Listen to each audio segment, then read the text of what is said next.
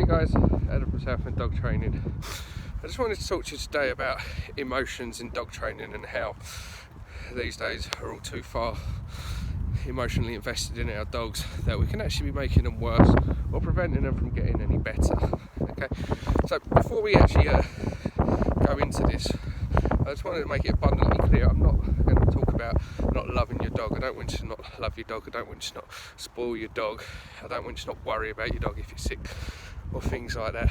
But when you're training your dog, you have to take the emotion out of it, okay? Because it's crippling you and it's crippling your dog, okay? So what I mean by this, right, is emotion. So emotion can be anything from fear, it can be nervous, it can be anxious, it can be frustrated. These are all emotions that you project when you're with your dog, yeah? And this is what's hindering you. Okay, we need to take that out of it. The reason I get results when dog owners are struggling, one is because I'm a dog trainer, I know what I'm doing, but two is because I take a nervous dog, for example, okay? A dog that's fearful of the world, fearful of other dogs, just fearful for whatever reason. That can manifest in the dog going into avoidance mode, flight mode, or it can even manifest in the dog being reactive and trying to make that thing disappear. But the reason I get results is because when I see a nervous dog, I don't feel sorry for him, okay? It's not that I'm heartless, it's just if I feel sorry for that dog, if I get emotional around that dog, what happens is I become the same as anybody else that interacts with them, yeah? So I have to separate my emotions from what's best. There is no room for emotion in dog training, there isn't.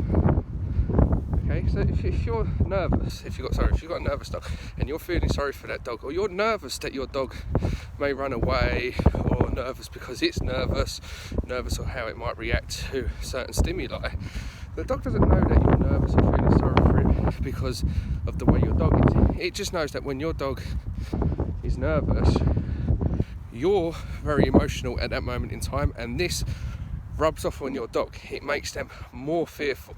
Okay, so when I come and take the lead, I see the dog's nervous, but I have to block that out. I do. I can't let the dog being nervous worry me when I'm training the dog, and so it starts to feed on me. The problem is we often mirror our dogs, so whatever our dog's showing, we'll often mirror it back. Okay, but you want to be the source that your dog mirrors. So often if we look at an excited dog that's being a bit of a nuisance, what happens is the owners end up getting a little bit excited themselves. They'll start getting a little bit frustrated. If the dog picks up something he shouldn't, starts running around, you start chasing the dog around. You're mirroring the dog. If the dog's barking, you start shouting at the dog. Again, you're mirroring the dog.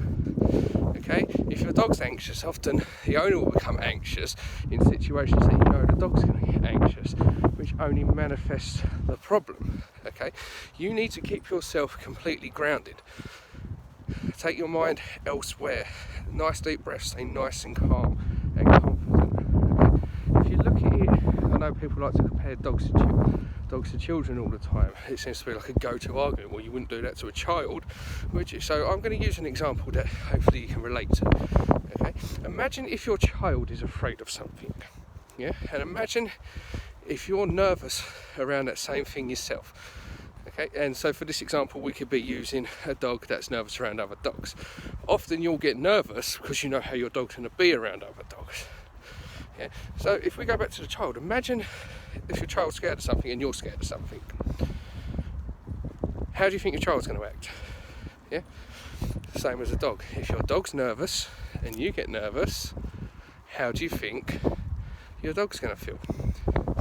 But if you put your dog around something that makes it afraid and you're confident, right, and you act like you know what you're doing, that can often rub off on your dog. That can make the world of a difference. We need to separate the emotions. We need to stop feeling sorry for our dogs. We need to stop panicking every time we see a dog. We need to stop getting anxious. We need to stop getting frustrated around them, because dogs are so in tune with humans, so in tune with how we feel, that it rubs off on them so much. Take little Daisy down here. Say little Daisy, big dog. So we've got little Daisy down here, big Daisy, whatever you want to call her. Okay. if I'm having a bad day, which happens, I mean, we live in the real world, stressful situations happen, we live life at 100 miles an hour, we've got bills to pay, children, all. Life is stressful. If I come home and I'm stressed and I decide I want to do some training, Daisy is non-compliant. She'll listen, but you can tell that she's not enjoying it at all. And I won't do anything, I won't shout at her, I won't do anything like that. She's feeding off of me, she's feeding off the fact that I'm in an emotional state at that moment in time, and she doesn't like it because it's a negative emotion. Okay, so we take the same dog, like we're out now, just been messing around with her for the last 10 minutes, she's pretty tired. She'll do absolutely anything I want if I'm in the right state of mind. That's what we need to focus on, that's what we need to get into, being in that right state of mind. If you're afraid of a situation and you go into it with your dog that's also afraid, it's going to end badly.